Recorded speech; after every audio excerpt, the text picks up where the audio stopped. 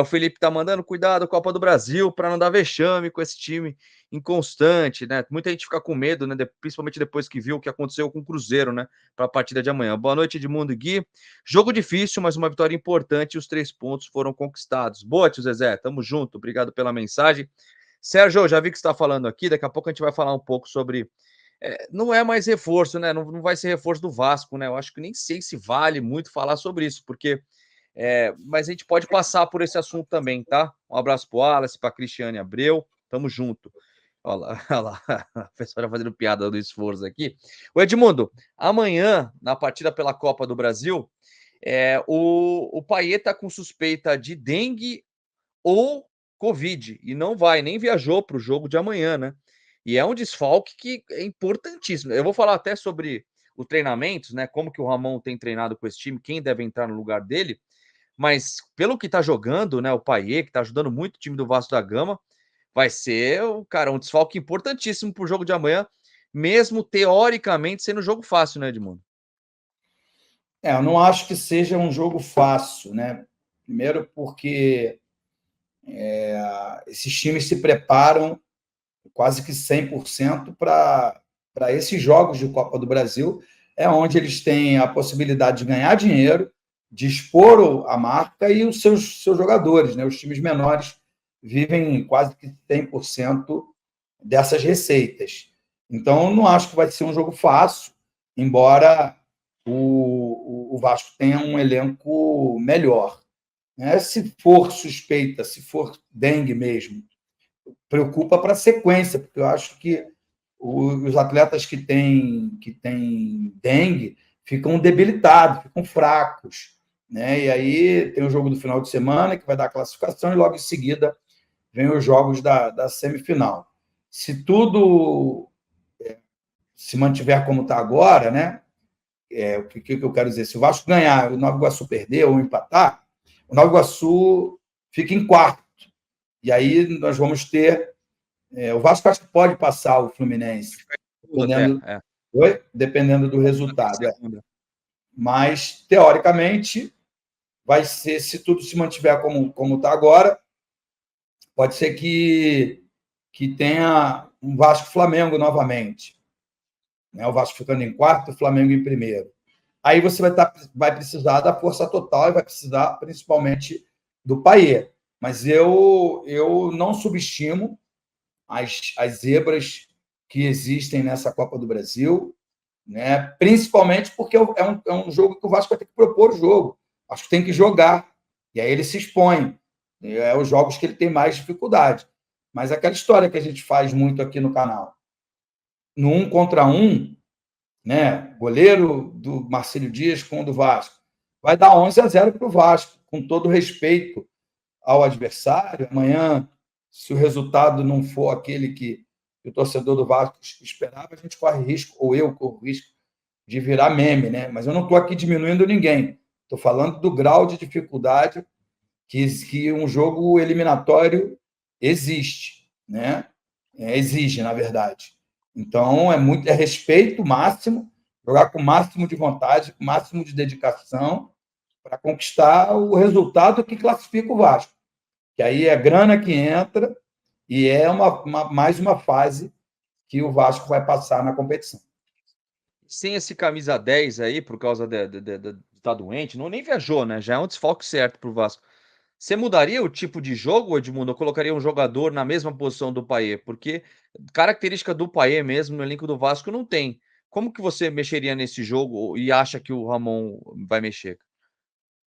Então, quando você tem o Payet, 3 zagueiros, 2 volantes, você dá uma certa liberdade para o Payet só criar. E ele tem feito muito bem isso. O passe dele no último jogo foi espetacular, né? A lá Ronaldinho virando a cara, não só pela plástica, mas pela eficiência do passe. Agora, não vejo, é verdade, não vejo no elenco um outro jogador que possa ter a mesma criatividade que ele. Então, talvez o melhor fosse uma mudança de esquema tático. Né? Entrar com com dois zagueiros apenas, botar o Sforza no meio e botar lá na frente, quem sabe, o Rossi, Eric Marcos, Ryan, né? E tornar o time um pouco mais ofensivo. Não sei o que pensa o Ramon Dias, mas eu acho que ele não vai mudar o que está dando certo, né? Eu acho que encontrou um caminho de bons resultados. Acho que ele não vai mudar. Acho que ele vai só promover a entrada ali de um outro meia, mesmo que não seja criativo, quem sabe até a estreia como titular dos Forza, né? Aí o Vasco fica completamente defensivo, né? Sem um homem de criatividade. Mas eu falo muito também aqui, né, Gui? Futebol é ocupação de espaço. Você pode ser volante, mas nada te impede de ir à área adversária e fazer um gol de centroavante. Entendeu? Basta que você tenha liberdade para tal, coragem, capacidade, enfim, todas as coisas que um grande jogador de futebol precisa para brilhar em jogos que vai ter bastante gente olhando. Então, o GE deu que o Vasco estaria treinando, né? Isso é informação deles, falando que é com Léo Jardim, Paulo Henrique, aí o Rojas no lugar do João Vitor, Medel, Léo e Lucas Piton, acho que continuaria, né? A linha de 5, Zé Gabriel, Galdamés, Adson no lugar do Payet, e segundo o GE, Edmundo, vai estar o Verratti e o Rossi vai jogar na direita no lugar do David também. Aí já não é nem desfalque, de repente. Será que ele vai aproveitar esse jogo para testar outro tipo de formação, cara? Não é só a formação, né, cara? Assim, acho que é você olhar para o confronto e ver que você pode poupar alguém, que você pode fazer experiências.